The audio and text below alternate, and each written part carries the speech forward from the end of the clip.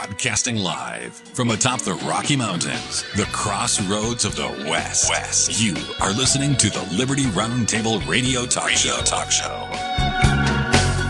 This half hour, ladies and gentlemen, we're talking about stocks.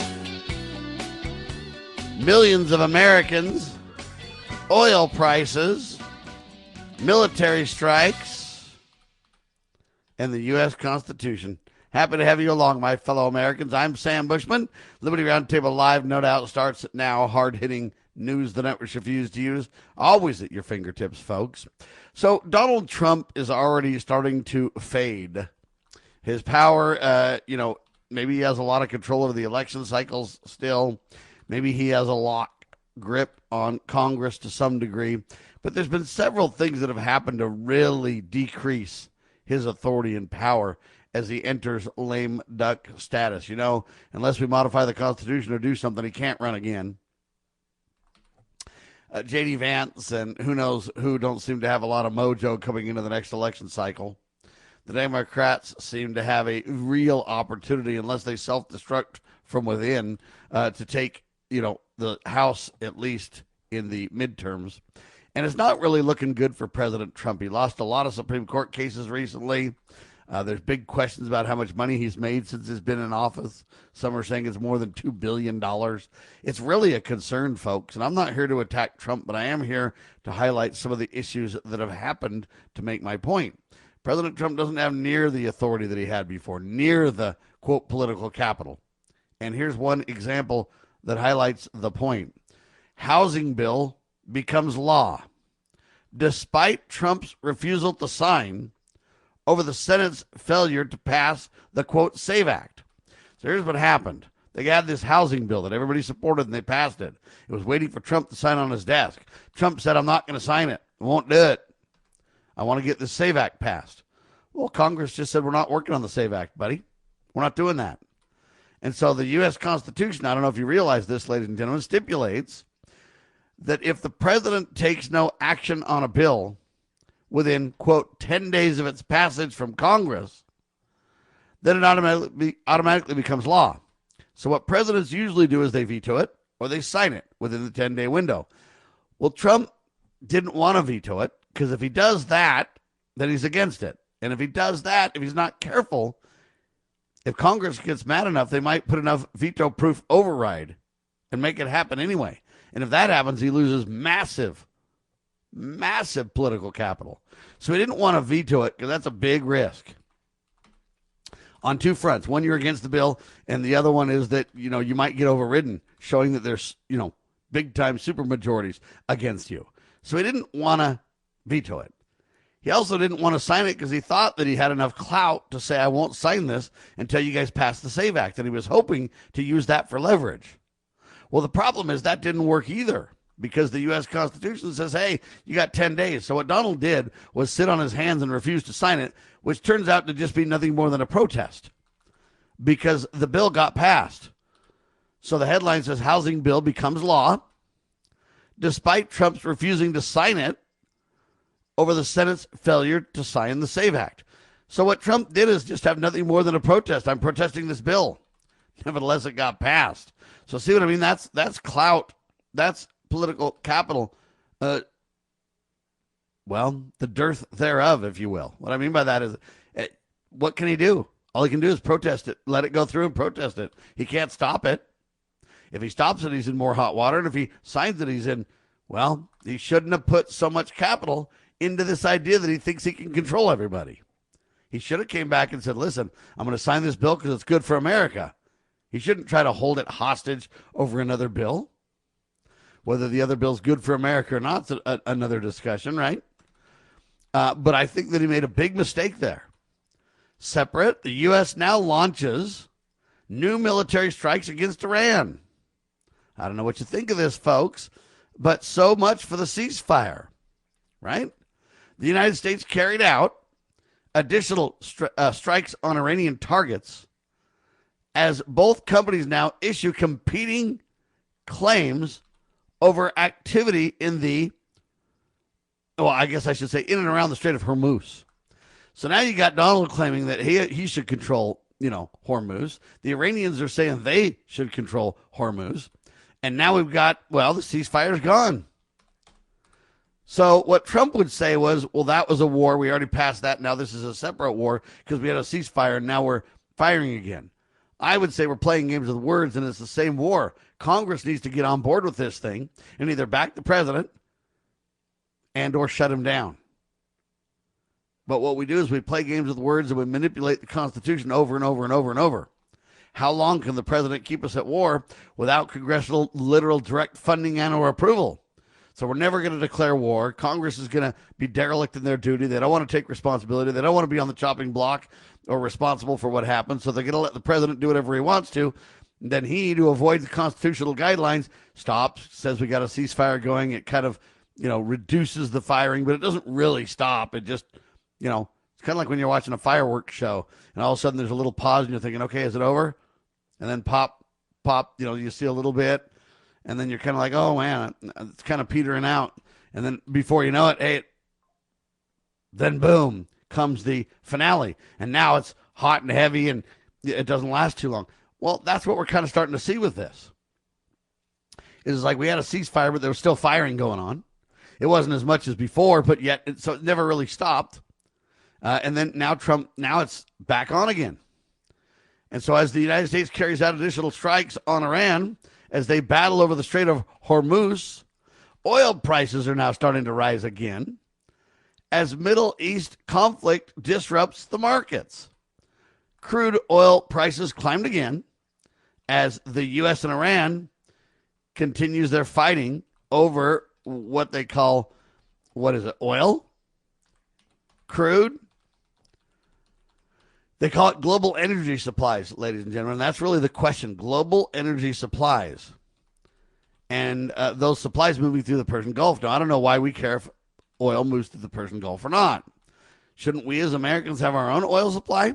I thought we are the, nation of independence, declaring our 250 years of independence. That doesn't mean we rely on the Iranians or the Straits of Hormuz or, the enemy cartel OPEC, right? The Persian Gulf, why are we relying on the Persian Gulf anyway? Why do we care? I mean, I thought we had big old oil wars back in the 70s and we were told we were out of oil. That's when the Energy Department was cranked up to supposedly deal with that. They've done nothing since the 70s, so they've done nothing for almost 60 years now. Well over 50 at least. And so you kind of go, what's happening here? And the answer is we continue to depend on others. We don't take action. So what have we done since this started February the 28th? What's it been? March, April, May, June, July, almost 5 months? What have we done to stabilize our own internal oil needs since then?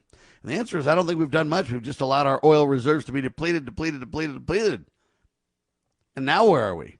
So some are saying we're going to have an oil crisis happening here pretty soon, and it's going to start to affect your driving. Prices are going to go through the roof, and or you might not even be able to get gas. Now, I don't want to be a doomsdayer, so I don't know if that's true or not. I know that it's of concern, though, when crude oil prices climb, and there's a, quote, worldwide global energy supply question. That's a big, big, big deal, in my humble opinion. U.S. stock futures now are falling ahead of the inflation reports and the bank earnings reports. They're going, wow, how's that going to affect the Federal Reserve is what I want to know. Stock futures are now declining as investors are preparing for the June CPI numbers and the start of the second quarter earnings from major U.S. banks. I don't know what this is going to look like, but I don't know that it's going to look great. I think it's going to be, better than we fear, but it's not going to be as good as we hope, and it might push the Federal Reserve into changing their tune on the interest rates, right? And the feds were like, hey, man, the economy's booming. We can't drop interest rates. But now we're finding there's a lot less jobs. They've, moved those numbers down. A lot less jobs than we realized. And now if we start seeing negative earnings reports and or inflation increase and or an energy crisis around the world, any of these things could trigger us into a changed economy virtually overnight, folks. These are big deal things. When you talk about oil, you're talking about the ability to get all products, goods and services to you. whether it be train, whether it be, truck, doesn't matter. They all need diesel. They all need oil. They all need fuel. Many of the power plants, coal-fired power plants, but yet many of those run on diesels or trains or to get the coal to the plant in the first place. And so, the oil deal is a big one. It's a big one. It's so bad now that millions of Americans are continuing to use credit cards to buy groceries. That's a bad deal. When we come back, I'll talk about that more. How does it affect your personal wallet? What do you think is going to happen before the midterms? Are we going to have an October surprise? I pray the answer is no. I pray for stability in the markets, ladies and gentlemen. Hang tight. We'll talk more in seconds. I'm Sam Bushman. This is the one and only Liberty Roundtable Live.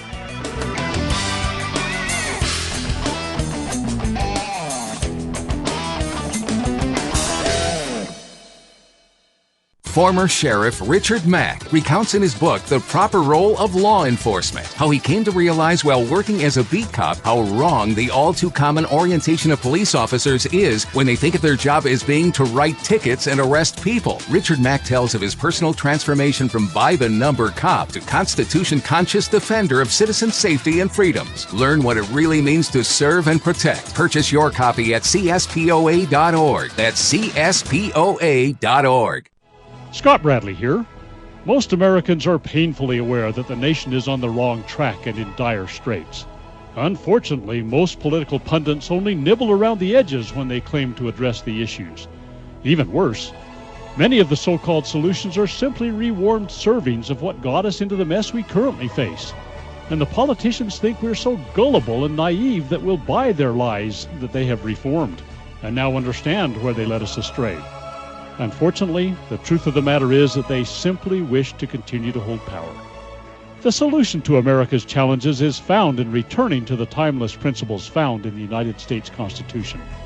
My book and lecture series will reawaken in Americans an understanding and love of the principles which made this nation the freest, most prosperous, happiest, and most respected nation on earth. Visit topreservethenation.com and order my book and lectures to begin the restoration of this great nation.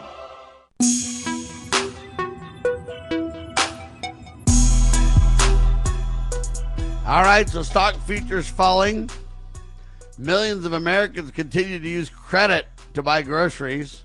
A new study now found that many working-age Americans are relying on credit cards and drawing down savings to pay for food expenses. Hey, that's a bad trend for sure. How long will it take till that affects us? Housing prices through the roof. Food prices through the roof. Energy prices through the roof. Now, let me give you the core needs of a human being, ladies and gentlemen. You got to have food. That means, food and water. You got to have shelter. You got to have clothing. And you got to have fuel, right? Fuel to stay warm or cold and to cook. Food and water, obviously. Clothes so you don't have to run around naked. Keep you protected from the elements and everything. Shelter. Every one of those things, no matter how much they play with the, whatever the index, the this and that, and whatever terms you want to use, CPI or whatever terms they use to measure these things, they can't avoid the fundamentals. Fuel. Well, energy crisis, global energy costs rising around the world, that'll affect fuel big time. Housing, we already know that's a serious problem. And there's new research from the Epoch Times and others saying, hey, the illegal immigration surge that took place under Joe and company, that really caused prices to go up big time. So you think it didn't have an effect? Well, it did. They tried to pretend it didn't, but now they're admitting the truth that it absolutely did. But where do we go with that kind of a thing, right? So when you think about fuel, food, water, shelter, clothing going up, because again, remember when fuel goes up, it's harder to get clothes to the stores. Clothing costs going up as raw materials cost more in the inflationary period. See, all the core, no matter how much they manipulate these numbers, they massage the data all they want, but they're starting to be able to not escape the realities that Americans are facing. When Americans have to start relying on credit just to buy food, it ain't going well, folks. I don't mean to run around and be a negative guy, but I am telling you, it's serious. All right. Other news of interest. You remember the Seth Rich case, do you? Remember Seth Rich was the Democratic operative that was in Washington, D.C. He was fairly low level. Somehow he got murdered, and they said it was a robbery that was botched. I don't know that they have any evidence for claims like that, but that's what they said. It was a robbery gone awry, and sadly he died. But we all know that it was different. Julian Assange and other people spoke out about him. Edward Snowden and different people saying, hey, this guy had a lot of information, was the real deal. And he was about to release that information or whatever, and we didn't want it to get out. And so who knows what happened. There's a lot of speculation around this. Well, the FBI came out and said they didn't have data on this. They didn't have a lot of information. It was a local matter. The local police were taking care of it, so no big deal. No harm, no foul. Sorry, we don't have any information. Well, now it turns out the FBI flat out lied to you once again, as they do over and over and over again. The FBI lies, and they lied again. Now, years later, we catch them in the lie. Sadly, I don't believe there'll be any accountability like there ought to be, but at least we're hopefully getting a little bit more transparency. Kash Patel seems nowhere in sight when it comes to this story. I will hope he's behind the scenes, and I hope he brings out more information on this. A big old shout out to Kash. I hope you can get involved and start doing some things to rebuild our trust. Because, man, when I went to Red Pill and when I went to Freedom Fest, the patriots, sir, across the country believe that, Kash, you have absolutely done nothing. And you promised the world and wrote a book about it and then got in power, and you just had a party and didn't do anything else.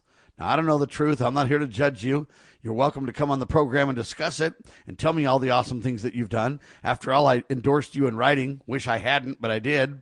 And now I can't get a hold of you, and I can't get you on my show, and I don't know what you've accomplished. And now it just seems like a massive boondoggle, to say the least. I'm disappointed. But anyway, here's the deal. Hundreds of FBI documents regarding Seth Rich's murder have now been discovered in a hidden room destined for destruction.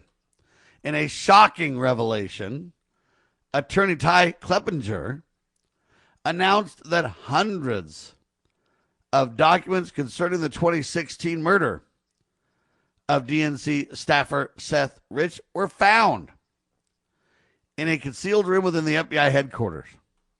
These documents were stashed in a, quote, sensitive, what do they call this thing?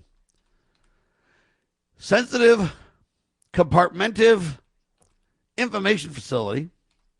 They call it a SIF, just so you know. That's why I wanted to get the words right here. It's an SCIF. Anyway, they were uncovered along with other sensitive materials tied to previous investigations. They don't say what. Now, this discovery contradicts the FBI initial claim of having no records relating to Seth Rich's case, previously described as a botched robbery by local police. So the FBI lied. The ongoing secrecy and reluctance from Capitol Hill to address the case suggests a, quote, deep-seated cover-up, sparking new scrutiny and increasing calls for transparency. Well, I appreciate that. I don't disagree. But I don't have any real confidence.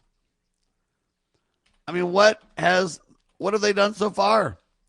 And I appreciate Ty bringing this up, but why Ty, not Kash Patel? But the ongoing secrecy and reluctance from Capitol Hill, it hasn't changed. It's still that way, right? Anyway, I just find it to be a big old shame. A big old shamer. Disappointed in the FBI once again. And it just keeps coming. Every time you think, okay, maybe we're at the end of the scandals. Maybe we'll have a turnaround. Maybe Kash Patel will put the pedal to the metal and get something done. Maybe the new attorney general that replaced Pam Bondi will partner with Kash and we can see some accountability and maybe we can decrease regulation. And no, it doesn't happen. I sure pray and wish that it would, but I'm just not seeing it. Anyway, there you have that. Planned Parenthood, I don't know if you've seen this already or not, but Planned Parenthood now, well, they got their $800 million, almost $1 billion a year reinstated in Medicaid. They call it amid GOP oversight. stoking abortion-funded debates. Now, I don't think it was an oversight. See, I think that Congress wants the abortions to continue. I think the Republicans want that to continue. Proof is they didn't stop it. Why did they only make it for a year in the first place, number one? And then number two, why didn't somebody, pay attention to this? As the U.S. marked its 250th year anniversary, Planned Parenthood regained access to over $800 million in Medicaid money following the expiration, of the big, beautiful bill that stopped abortions. Well, it's now expired. They only put it for 1 year, right? And that's the problem. So now we pay the piper, I guess, right? Well, the Supreme Court allows the administration to end temporary protected status programs. That's good news. So, that means that all these immigrants, they don't have the protections they thought they did. President Trump can take action. Now, here's the interesting thing. The Supreme Court ruled that the federal government may terminate temporary protected status without judicial review in most cases for 1.3 million immigrants. That's great news. But is Trump going to deport them? What's going to happen? Nothing? We get this big old Supreme Court win and then we're not going to do anything with it? I don't know where this is going to go, but I find that fascinating as well. Questions about federal power, presidential power, federal agencies, election laws, they remain at the center of Washington, D.C. debates right now, too. So we're going to see where that goes. Tomorrow on video, though, I got a great guest I got from Red Pill Expo. This is it's election integrity discussions. These people have dug into election integrity, and they have some reporting for us. It's great news. Anyway, Trump's trying to put a new tariff proposal in place. 22 state attorney generals are against it, and they're opposing it. A coalition of Democratic attorneys general formally challenged President Trump's proposed tariffs on dozens of countries and the European Union. So now we got a tariff battle here. But see, I don't think the tariff battle ought to be fought between President Trump and attorneys generals of given states. Where the tariffs lie in terms of responsibility is with your members of Congress. People, right? Congress is where we should be having these discussions. Congress are the ones that regulate such law. So it's sad to me that we're in a situation where we're just seeing the attorney state generals battle with the president. Congress stays derelict in their duty. They're on vacation. They're fighting. They're getting old. They're dying. They're doing whatever they're doing, but they're not doing the people's business. And I have a serious problem with that, folks. I think we ought to fire all of them come the midterm elections, I ought to say. Come November. Because, look, they already kicked out the best people there. Green's gone. Massey's gone. Chip Roy, I think, is gone after this, right?